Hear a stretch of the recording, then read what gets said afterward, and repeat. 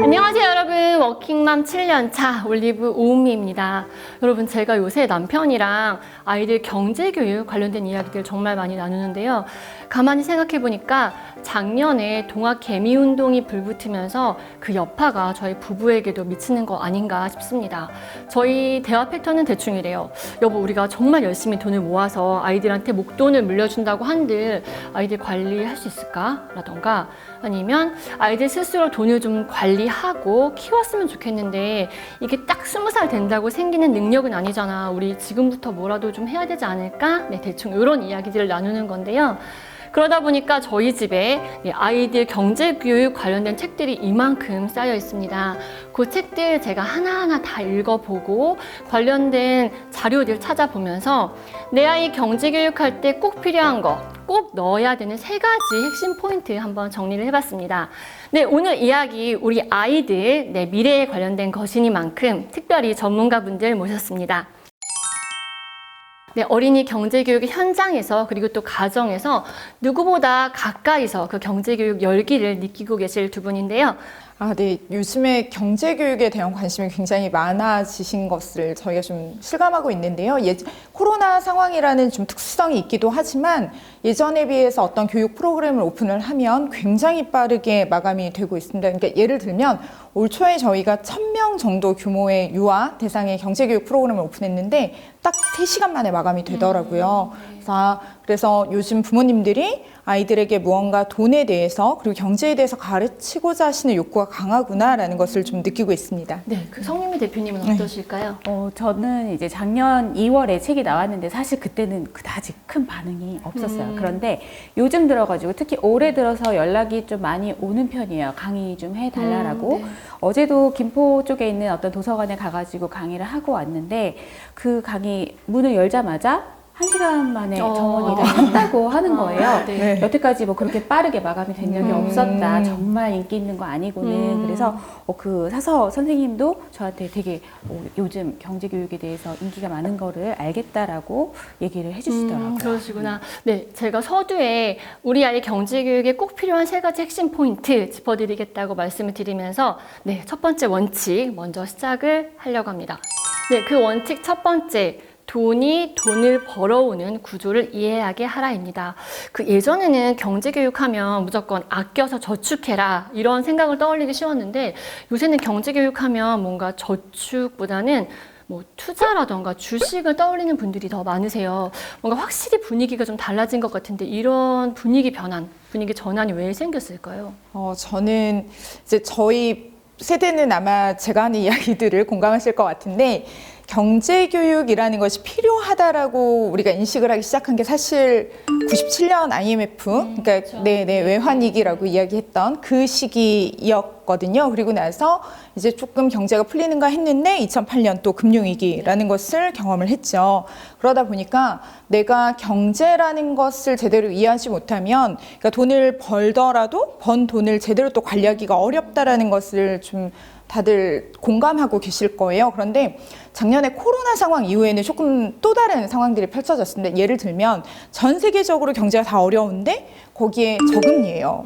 그러니까 돈을 모은다고 한들 이 돈이 불어나는 느낌이 들지 않는 거죠. 이전 저희 부모님 세대들이 느꼈던 그런 어떤 만족감을 얻기가 저희는 굉장히 어렵다라는 것을 느끼게 되고 그것이 또 우리 아이들 세대에는 더 할 수도 있겠다라는 어떤 그런 공감대가 형성이 좀 된 상황이라고 좀 이해를 하고 있습니다. 그래서 요즘에 현장에서도 아이들에게 이렇게 돈을 모으는 것도 굉장히 중요하지만 이 모은 돈이 다시 돈이 돈을 버는 자본주의 원리를 좀 가르치고자 하는 부모님들이 좀 많은 상황입니다. 저희가 말씀하셨듯이 어렸을 때는 그냥 절약하면은 이자만으로도 어느 정도 맞아요. 모았을 때 살 수 있다라고 했었는데 지금 그런 게 아니라는 걸 우리가 너무 잘 깨닫고 있는 거예요. 그러다 보니까 나는 가만히 있으면 벼락거지가 된다. 이런 말이 유행이잖아요. 그런 것처럼 내가 우리 아이들을 위해서 미리미리 준비해주지 않으면 우리 아이가 정말 벼락거지가 될 수도 있겠구나. 이런 생각을 엄마들이 되게 위기감을 많이 느끼는 게 느껴져요. 그래가지고 진짜 투자에도 엄마들이 몸소 나서고 계시고 우리 아이도 그 전선에 같이 뛰어들게 되는 것 같습니다. 네, 제가 예적금 애들 거를 좀 매번 보는데 금리가 정말 1%거나 안 되는 경우가 많아요. 그래서 예전처럼 이렇게 은행에 넣어놓으면 자산이 뿌른다는 개념보다 그런 거 있죠. 자산을 모으는 단계가 있고 이 자산을 키우는 단계가 있다면 은행 적금 이런 건 약간 그 모으는 단계에서 좀 많이 활용을 하는 수단인 것 같더라고요.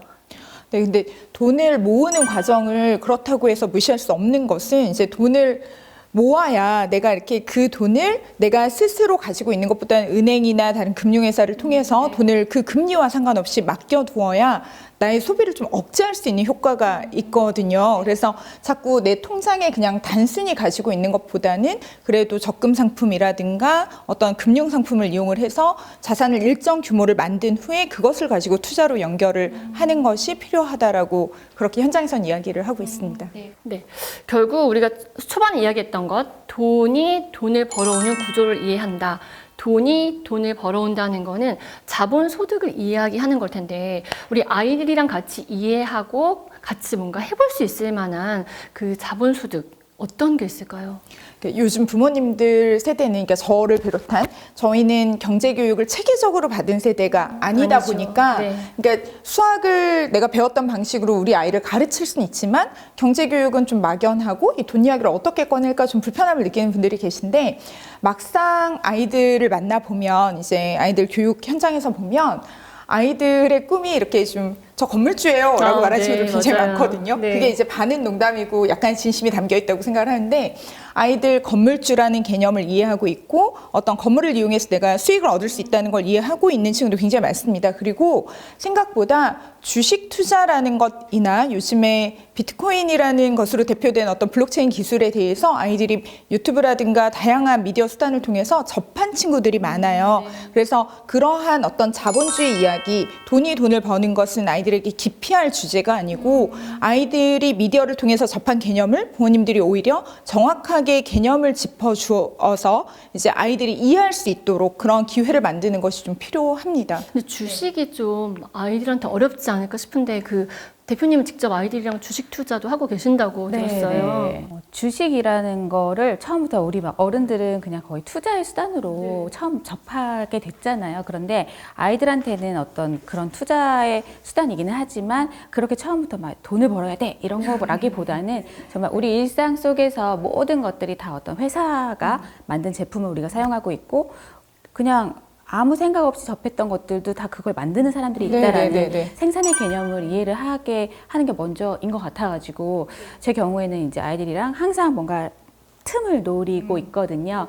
그래서 뭐 마트를 같이 간다던가 아니면 뭐 신발을 산다던가 이런 거 할 때도 네가 좋아하는 과자, 네가 좋아하는 신발 브랜드 이런 걸 먼저 찾아보게 하고, 그걸 만드는 회사가 어디인지를 그런 식으로 먼저 이것도 어디선가 만드는 거다. 그리고 그 네가 좋아하는 만큼 혹은 친구들이 좋아하는 만큼 이 회사가 더 돈을 많이 벌겠지? 이런 식으로 좀 접근을 하고 있어요. 아이들이 좋아하는 과자가 만약에 있으면 네. 그 과자를 같이 사 먹고 봉지 같은 거 뒤집어 보는 보면서 거죠. 그 네. 봉지에 있는 이름을 찾아내고 네. 이 기업에 너가 투자를 할 수 있고 너가 돈이 들어가면 그만큼 돈이 클 수 있어, 잘할 수 있어. 약간 이런 걸 같이 하시는 거군요. 네네. 근데 단지 내가 거기다 돈을 넣으면 돈이 자라날 수 있어도 사실은 이게 이해가 잘 안 되거든요. 그래서 이제 얘기를 해주는 게, 이 회사가 어떻게 처음에 이거를 만들게 되었는가. 한 사람이 라면 공장을 세울 수는 없지 않니? 로 시작을 하는 거예요. 그래가지고 이제 뭐 너무 많은 돈이 필요하기 때문에 여러 사람이 모여서, 그래서 돈과 사람이 모여가지고 하나의 회사를 만들고, 그 모인 사람은 주주라고 얘기를 해주고, 그러면 이제 돈을 투입했으니까 뭔가 당신이 여기에 투자했다라는 증서로 주식이라는 걸 발행을 하고, 그렇게 만들어진 회사가 주식회사다라고 얘기를 하면 조금 길지만 처음부터 다 이해하지 못하지만 그래도 그 단어를 들어보는 거잖아요. 그게 굉장히 아이들한테는 좋은 경험인 것 같더라고요. 그 기업을 발견해내고 그 기업의, 그러니까 어려운 말로 하면 비즈니스 모델에 네. 대해서 아이랑 같이 그쵸, 쉬운 그쵸. 말로 한번 네, 이야기를 네. 해보고, 여긴 돈이 필요하고 네 돈이 들어가면 그만큼 그 돈이 더 클 수 있어. 이런 과정을 밟으신다는 이야기죠. 네. 근데 가령 이런 거 있어요. 개별 주식이 좀 무섭다. 이거 빠지는 거 많이 봤는데 무섭다 하는 어머님들도 계신데, 그런 분들은 이런 어떤 자본 소득에 대해서 어떻게 접근을 하면 좋을까요? 그러니까 주식 투자 경험이 좀 있는 부모님들 중에서도 이제 아이들 명의로 이렇게 뭔가 주식을 사고 아이들 눈높이에 맞게 설명하는 것을 좀 어려워하시는 분들이 계세요. 이게 아이들에게 설명을 어떻게 하지? 막 이렇게 고민하시는 분들 많으신데 그런 경우에는 저는 금융투자 상품을 좀 활용하시는 것도 괜찮다라고 생각을 해요. 그러니까 예를 들면 요즘에 어린이 눈높이에 맞춰서 이렇게 어린이 펀드, 우리 아이 펀드 같은 상품들도 많이 나와 있고 그래서 이제 아이들 눈높이에 맞춘 보고서도 발행을 해 주거든요. 우리 펀드가 어느 기업에 지금 투자를 하고 있고 해당 업의 지금 올해 상황이 어떠한지에 대해서 아이들 눈높이에 맞는 용어로 보고서가 나오기 때문에 혹시 부모님들이 접하기가 좀 어렵다라고 생각을 하시면 그런 금융투자 상품을 이제 펀드나 다양한 이제 금융투자 상품을 활용하시는 것도 추천을 좀 드리고 싶어요. 그 어린 아이들이 보기 조금 쉬운 용어들로 이제 그 펀드의 성과나 이런 거에 대해서 설명을 해준다는 말씀이신 네, 맞습니다. 거죠? 네네. 네, 그렇습니다. 그리고 제가 보니까 요즘 ETF도 많이 하시더라고요. 이게 뭐랄까 아이가 조금 커서 산업을 이해하게 되면 아이랑 같이 산업에 대한 이야기도 많이 하시는데 가령 저희 조카 같은 경우에는 아이언맨을 굉장히 좋아했어요. 아이언맨을 좋아하고 아이언맨을 좋아하다 보니까 이거의 롤 모델이 뭐 테슬라를 만든 사람이다까지 이야기가 되고 그러면서 애가 테슬라에 관심을 가지면서 전기차에 관심을 갖더라고요. 그러면서 지금은 저보다 전기차 뭐 종류나 이런 걸 훨씬 잘 알아요. 막 뭐라 하더라? 저한테 뭐 이모 폭스바겐에서 전기차 나오는 거 알아? 막 이럴 정도로. 그러면서 이 친구는 그래서 전기차 관련 ETF를 같이 엄마랑 투자를 해요. 이렇게 뭔가 산업을 이해하게 되면 뭐 그걸 이제 ETF까지 연결을 해서 같이 뭐 그러니까 초등학교 고학년 정도만 돼도 이해가 가능하더라고요. 네, 근데 저도 이게 제가 금융투자 상품에 대한 전문가는 아니기 때문에 어떤 상품을 이렇게 하거나 이런 건 좀 어려운 면이 있지만 주변에서 나 우리 아이 명의로 뭔가를 시작하고 싶어라고 말씀하시는 분이 계시면 사실 개별 주식을 사서 잘 관찰하는 것도 좋은 방법이지만 그것보다는 테마형 ETF 같은 상품들을 좀 이용하면 아이들에게 투자에 대한 개념도 좀 설명을 해주고 방금 말씀하신 것처럼 어떤 산업, 아이가 관심을 가지고 있는 산업에 대한 접근이 가능하거든요. 그러니까 예를 들면 아까 말씀하신 것처럼 아이가 어떤 자동차에 관심이 많다. 특히나 전기자동차에 관심이 많으면 그런 부분들. 근데 이제 또 최근에 디지털 기술이 굉장히 발전하면서 이렇게 아이들이 드론이나 어른들이 그게 취미야라고 생각하실 수 있는 어떤 코딩이나 이런 부분에 관심을 가진 친구들도 굉장히 많거든요. 혹은 연예 산업에 관심이 아이돌을 좋아하거나 하면 우리 아이가 좋아하는 어떤 특정한 분야에서 그런 테마형 ETF를 선택할 수 있기 때문에 그 산업을 기반으로 해서 아이의 관심사를 기반으로 해서 이제 금융투자에 대한 이해를 좀 넓혀갈 수 있는 데 도움이 되고 있습니다. 그래서 저는 근데 큰 금액을 말씀드리는 건 아니고 아이 명의로 하는 거고 이제 아이와 함께 어떤 투자를 이해시키는 과정, 교육의 과정으로 이해를 하는 거라서 한 달에 뭐 10만 원이나 20만 원 좀 그렇게 크지 않은 부담되지 않는 금액으로 투자를 하고 결과를 가지고 아이하고 다시 이야기를 하고 이런 것들이 반복이 되면 사실 아이랑 부모가 어떤 공통의 관심사를 찾기가 쉽지 않거든요. 그러니까 아이는 아이의 세상이 있고 부모는 부모의 세상이 좀 있잖아요. 네. 그러다 보니까 이제 어떤 그 공통 요소를 자꾸 찾아내는데 도움도 된다고 하시더라고요. 이게 개별 주식 같은 경우에 가격이 좀 비싼 것들도 있는데 뭐 ETF나 뭐 금융상품 같은 경우에는 저희 형편에 맞게 이렇게 좀 차곡차곡 투자를 해줄 수 있는 부분이 있어서 활용을 하셔도 좋을 것 같아요. 그 대표님 같은 경우에 그 부동산도 좀 공부를 하신다고 들었어요. 근데 그런 건데 부동산도 뭐 자본소득이 하나지만 아이들이 이해하기는 쉽지가 않잖아요. 어떤 식으로 설명을 해주세요? 아이들한테 뭔가 아까 말씀하셨듯이 건물주가 꿈인 아이들도 있지만 처음부터 그렇게 우리는 건물주가 돼야 돼 이렇게 하는 게 아니라 이것 역시 그냥 우리 그냥 살고 있는 집이 부동산이잖아요. 그래서 애들 데리고 그냥 옆에 아파트 놀러 가보는 거예요. 놀러 가서 이 아파트 어때? 우리가 살고 있는 아파트는 조금 낡았지만 이번에 새로 지은 아파트야 라고 하면서 신상? 이렇게 해주면서 가면은 아이도 알거든요. 새로운 아파트는 놀이터가 좀 다르구나. 그러면서 그리고 여기 바로 길도 안 건너고 바로 옆에 학교 교문이 있네. 그리고 내가 좋아하는 장난감 가게가 바로 앞에 있어. 그러면은 이 아파트 좋은 아파트야 라고 아이가 스스로 그렇게 얘기를 하기도 해요. 그러면 많은 사람들이 살고 싶어 하는 곳, 네, 그리고 엄마 아빠의 직장이 가깝고 교통이 편리한 곳이 그냥 부동산이라는 단어는 모를지라도 사람들이 살고 싶어 하는 곳이다, 선호하는 곳이다라는 거를 그냥 그렇게 생활 속에서 조금 알려주고 있고요. 우리가 나중에 저기에 집에 가서 살 수도 있고 하기 때문에 미리 뭐 이렇게 돈을 저기다가 투자를 해가지고 엄마가 미리 사놨어. 뭐 이런 식으로 얘기를 해주면 아이도 그냥 되게 쉽게 이해하는 것 같아요. 그리고 이제 뭐 돈을 벌어오는 개념으로 가면 저는 그 아파트 모양이 네모잖아요. 그래서 그 네모를 이제 로봇이라고 표현을 딱 해버렸어요. 어릴 때 아이가 카봇이라는 그 만화 영화를 굉장히 좋아할 때, 그래서 저거는 아파트 카봇이야라고 해가지고 저 카봇은 엄마가 자고 있을 때도 열심히 일을 한다. 그래서 카봇이 일을 해서 돈을 벌어라고 얘기를 해줬더니 엄마 오늘은 로봇 사러 안 가? 그런 식으로도 관심을 가지기도 하고, 근데 자연스럽게 그런 부동산 투자 관심을 가지게 되는 것 같아요. 로봇에 비유를 해서 자본을 로봇에 비유해서 이 로봇가 돈을 벌어오게, 그러니까 돈을 벌어오는 구조를 이해시키셨다는 뜻이 되는 거죠. 네, 그런 그 로봇을 어떤 로봇을 골라야 하는가에서 아까 처음에 말씀드렸던 좀 다른 사람들이 선호하는 누구나 갖고 싶어하는 로봇을 가지고 있어야 한다, 이런 식으로 얘기를 해주고 있었어요. 그러니까 이러한 부분은 근데 주식이나 ETF, 테마형 ETF나 다 마찬가지인 것 같아요. 그러니까 예를 들면 요즘 아이들 가장 갖고 싶어하는 물건 뭐죠? 스마트폰이죠. 맞아요. 네. 가지고 있어도 또 새로운 게 나오면 또 바꾸고 싶고, 또 친구가 가지고 있는 걸 보면 또 저걸 갖고 싶고, 그리고 또 액세서리도 굉장히 다양하잖아요.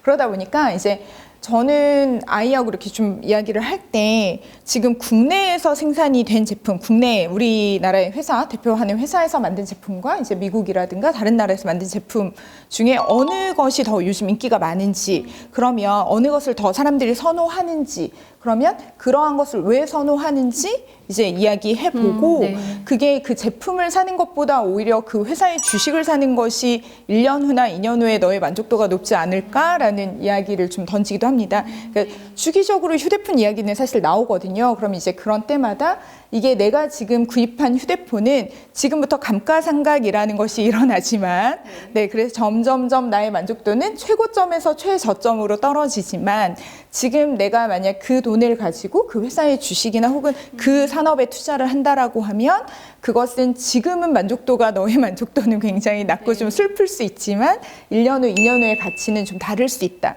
그리고 그때 또 다른 선택을 할 수 있다라고 접근을 좀 하고 있어요. 저희가 나중에 다시 한번 이야기를 해보겠지만 이렇게 투자를 아이랑 같이 하게 되면 뭔가 저희가 어려운 경제 용어로 뭐 감가상각 같이 이렇게 어려운 경제 용어지만 대화를 통해서 엄마랑 아이들이 그 개념을 이해하는 게 가능하더라고요. 네, 맞습니다. 그 투자를 아이와 함께 투자를 하면서 아이에게 투자를 가르치면서 얻을 수 있는 또 하나의 장점 아닐까, 혜택 아닐까 생각을 해봅니다.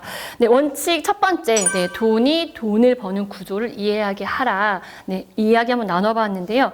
자본주의 시대를 살아갈 내 아이, 자본소득에 대해서 이해를 시키고 주식이나 뭐 펀드 뭐 등등의 금융 투자를 통해서 함께 그 개념을 몸에 익혀라, 체화시켜라에 대해 한번 이야기 나눠보았습니다. 그러면 저희 두 번째 원칙으로 한번 넘어가 보려고 해요. 두 번째 원칙, 돈 모으는 경험을 몸으로 익히게 하라입니다. 저희가 이렇게 돈을 투자하기 위해서는 돈을 모으는 경험을 먼저 해야 되잖아요. 말씀하신 대로. 근데 아이들이 돈을 모을 수 있는 방법 뭐가 있을까 딱 생각을 하면 첫 번째가 집안일이에요. 그렇죠? 이 집안일.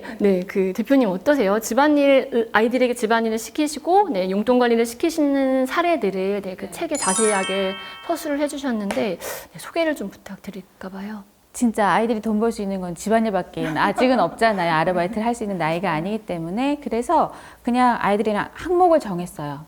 이거 집안일 항목을 쫙 적어놓고 네가 할 수 있는 거를 골라보라고 하고 거기다가 금액을 이렇게 적어놨습니다.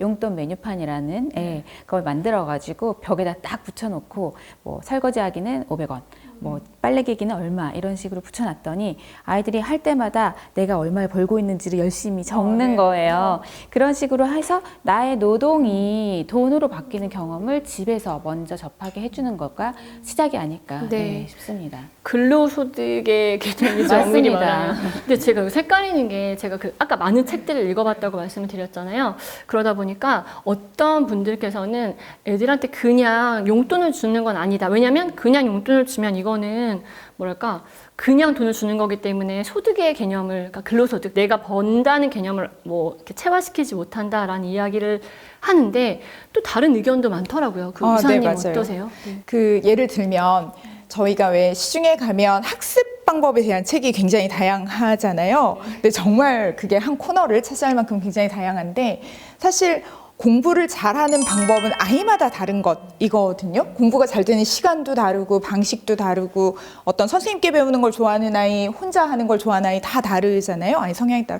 근데 경제교육도 마찬가지입니다. 근데 경제교육은 두 가지가 다 맞물려야 되는데 첫 번째는 부모님의 가치관이세요. 그러니까 부모님이 이제 말씀하신 것처럼 어떤 돈으로 인해서 아이들이 조금 빡빡하게 받아서 그래 세상살이가 얼마나 힘든지 너희도 좀 경험해봐야 해 라는 생각을 만약 가지고 계시다라고 하면 그에 맞게 아이들 교육이 이루어지는 것이고요. 또 반면에 아직 어린 나이이기 때문에 오히려 지금 돈으로 할 수 있는 실수를 다 해보고 이러한 실수를 기반으로 나중에는 스스로 좀 방법을 찾아나가는 이것을 선호하시는 부모님들은 또 그러하게 또 접근을 하시는 것을 전 추천을 드리고 있어요. 그래서 이제 어느 누구의 방법이 가장 옳다가 아니라 사실 교육을 하는 주체인 부모님이 어떤 생각을 가지고 우리 아이에게 어떤 사고를 심어주고 싶은지 어떤 내 목적 이 경제 교육의 목적이 무엇인지를 생각해 보면 사실 자연스럽게 그 방법도 나오거든요. 그래서 너무 어렵게 접근하지 마시고 다른 분들의 좋은 사례들을 많이 보시고 요즘 블로그도 많잖아요. 또 대표님 책에서도 굉장히 좋은 방법 많이 소개하고 있어서 이제 이런 자료들 보시고 우리 아이를 좀 유심히 관찰해 보세요. 우리 아이에게 먹힐 방법이 있고요. 내가 이렇게 노력해도 되지 않을 방법이 사실 있거든요. 그래서 이제 내가 하고자 하는 목적 그리고 우리 아이의 성향을 잘 보고 판단하시면 좀 좋을 것 같습니다.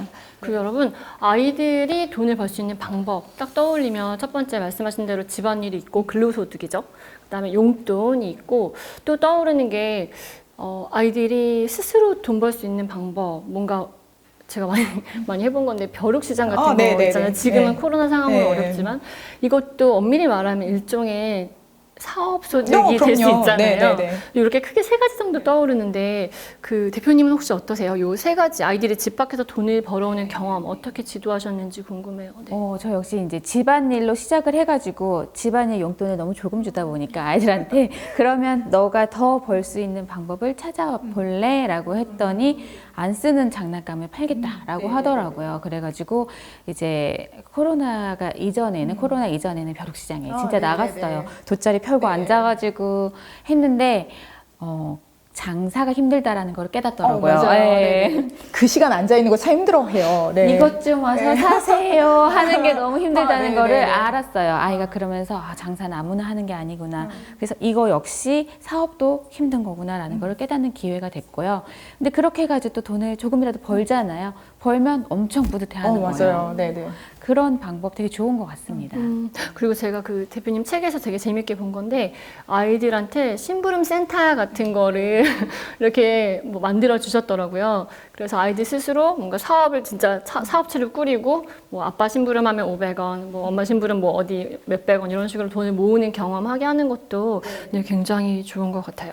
그리고 제가 정말 본질적으로 궁금한 건데 이렇게 아이들이 돈을 모으는 과정을 경험하게 하는 게 되게 중요한 원칙이다라고 말씀을 드렸는데 이걸 좀 더 즐겁게 좀 적극적으로 참여하게 하려면 어떤 게 필요할까요? 제가 몇 번 해봤더니 계속 싸웠거든요.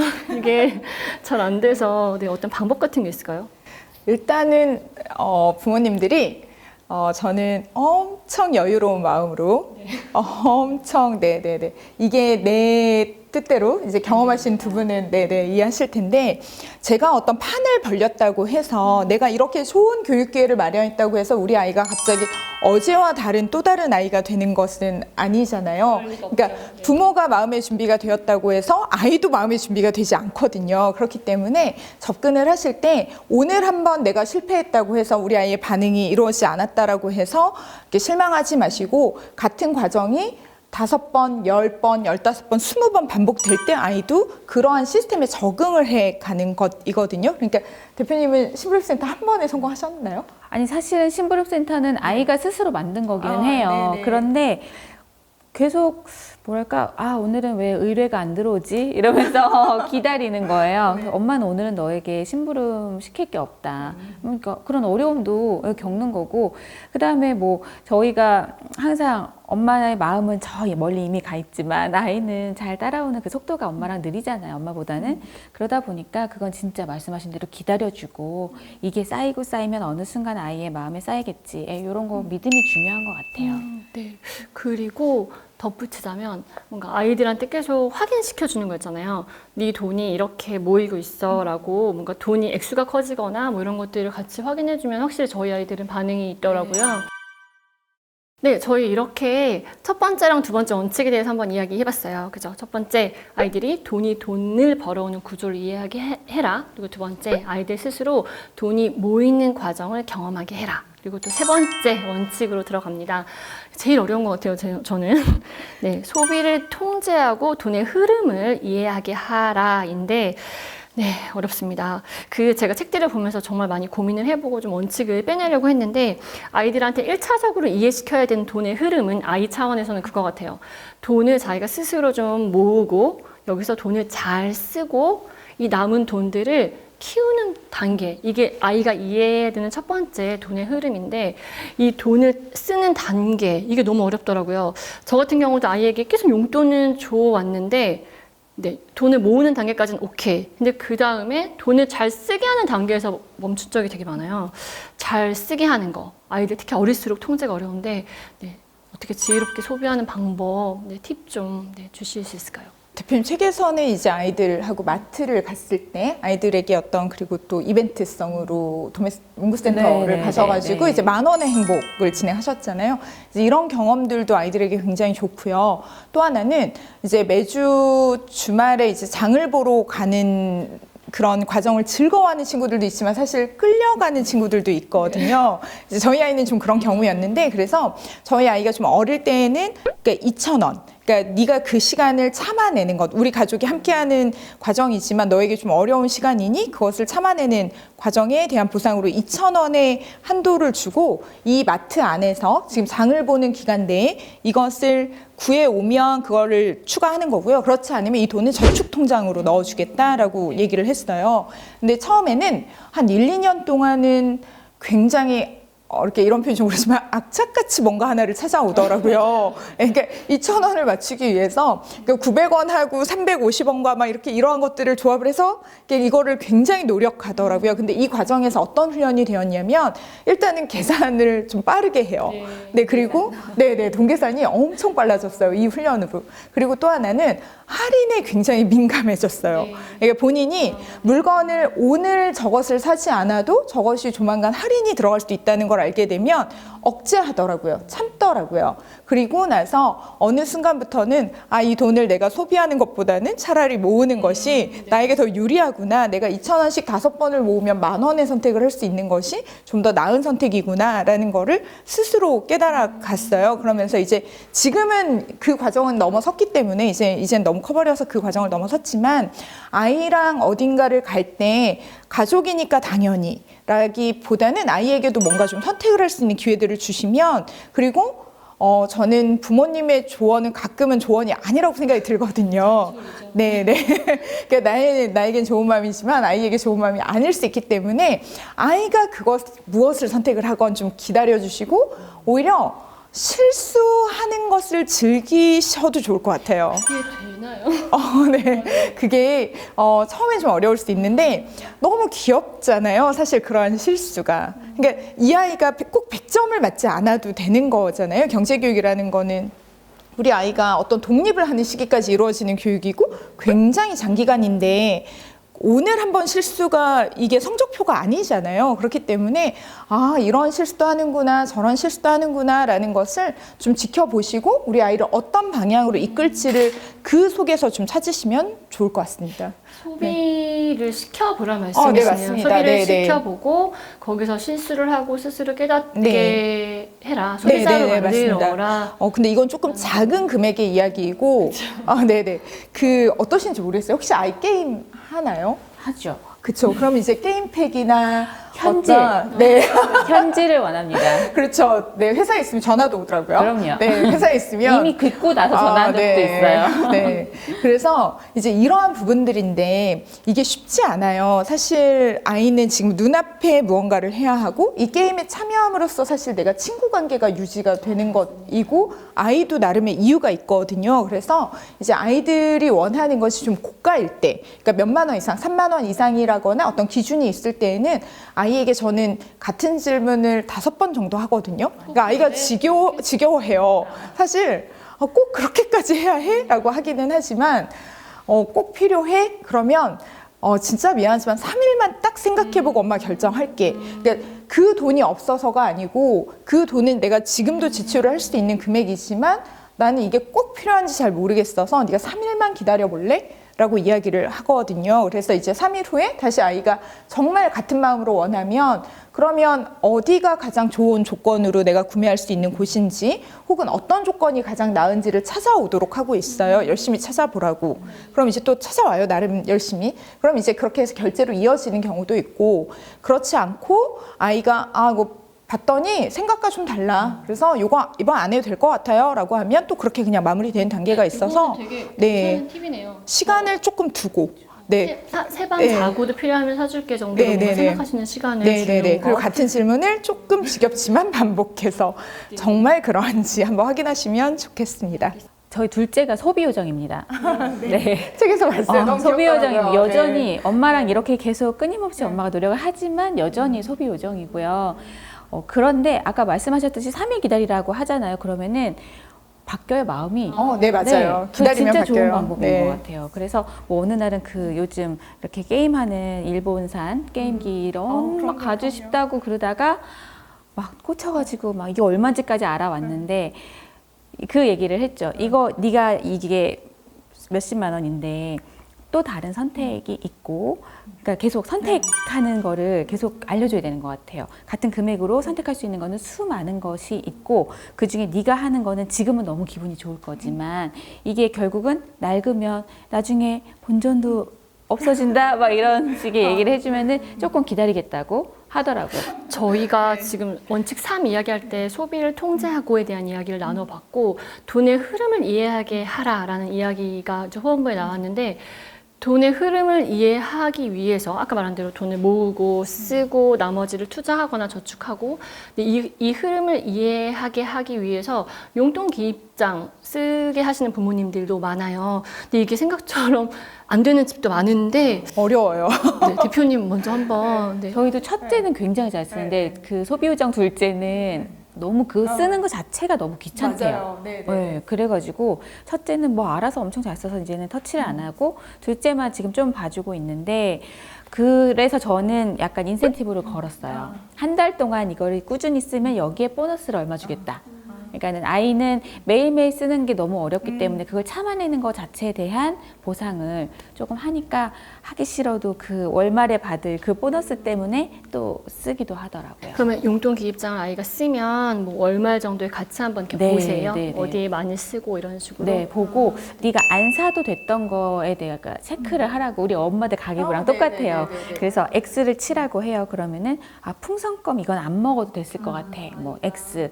그다음에 과자를 이날은 2봉지나 먹었네. 뭐 1봉지만 먹을 걸 X 하면은 그 X 금액을 더해 보면은 내가 절약할 수 있는 금액이 나오잖아요. 그거를 모아 놓으니까 또 목돈인 거예요. 그런 식의 경험들 아이들한테는 좋은 것 같아요. 네, 이렇게 좀 적는 걸 힘들어하는 친구들도 있어요. 그리고 또 하나는 용돈 기입장을 이렇게 우리 소비 요정에게 용돈 기입장을 아마 적게 하시려면 엄마도 혹은 또 아빠도 그만한 에너지가 소모가 되거든요. 그래서 좀 힘들어요, 사실. 그래서 정 이런 부분이 조금 어려우시면 아이와 함께 아이가 가지고 있는 물건들을 한번 이렇게 둘러보시면 돼요.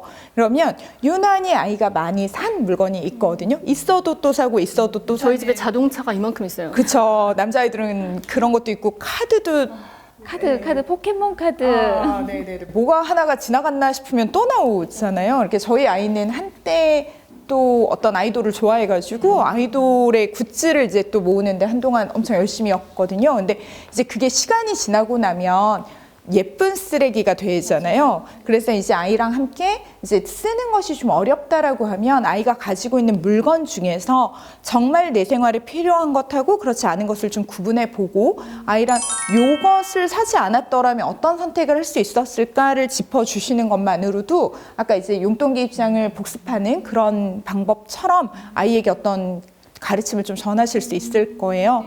근데 이 과정에서 정말 중요한 건 제가 계속 강조하는 건 경제교육은 기다림의 교육이라고 말씀드리고 있는데요. 부모님이 화를 내버리면 사실 아이는 이런 대화 하기 싫거든요. 내가 뻔히 불편한데 왜 굳이? 라는 생각이 들기 때문에 부모님께서 내가 경제교육을 하고자 대화를 하는 것이지 우리 아이의 어떤 지금 잘못된 것을 내가 정정하겠다라는 느낌으로 접근하지 않으셨으면 하는 바람이 있습니다. 네, 알겠습니다.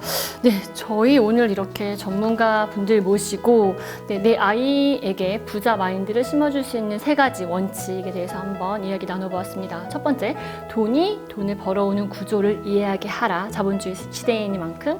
그리고 두 번째, 아이 스스로 돈을 모으는 경험을 하게 하라. 몸으로 하게 하라. 였고, 그리고 마지막, 소비를 통제하고 그리고 그 돈의 흐름을 이해하게 하라. 이렇게 3가지 정도로 정리를 해볼 수 있을 것 같습니다.